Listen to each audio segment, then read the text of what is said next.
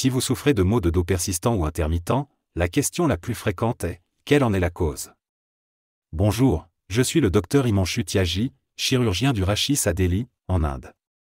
Vous pouvez nous contacter par téléphone ou par WhatsApp au 96 54 09 57 17. N'oubliez pas d'indiquer l'indicatif téléphonique indien avant votre numéro de téléphone si vous résidez hors d'Inde. L'indicatif téléphonique indien est le +91. Il existe 3 causes de maux de dos. Premièrement, le dysfonctionnement du coussinet, appelé disque, situé entre les os de la moelle épinière. Deuxièmement, un problème au niveau des articulations de la colonne vertébrale, situé à l'arrière de la colonne vertébrale, peut entraîner des maux de dos. Troisièmement, un désalignement des os de la colonne vertébrale, appelé instabilité. Cette troisième situation est médicalement appelée spondylolisthésis. Dans ce cas, l'os glisse vers l'avant et commence à comprimer les nerfs. Le premier type de lombalgie, où le coussinet entre les os de la colonne vertébrale perd son élasticité, survient généralement chez les jeunes. C'est d'ailleurs la cause la plus fréquente de maux de dos chez les personnes travaillant de longues heures sur ordinateur. Dans ce cas, la posture assise est inadaptée, ce qui rend les douleurs dorsales très fréquentes et peut entraîner une atteinte discale précoce.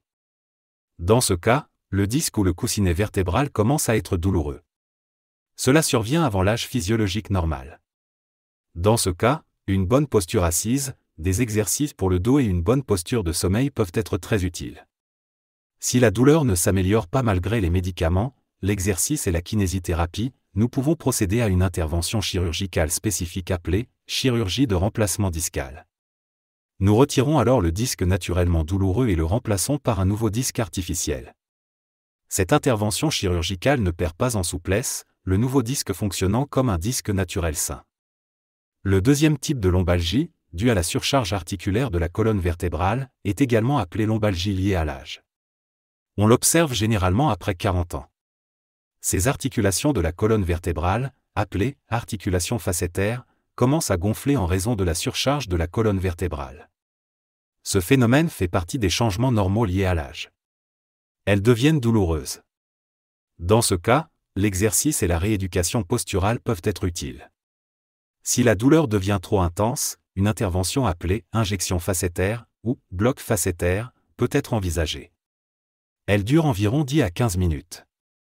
Il s'agit d'une intervention ambulatoire réalisée sous contrôle infectieux strict, à l'aide d'un appareil à rayon X. Nous ciblons alors l'articulation facétaire, responsable de la douleur.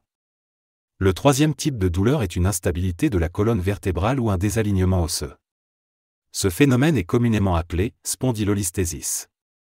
Il peut survenir suite à une dégénérescence liée à l'âge ou à une fracture osseuse, fracture de l'isthme.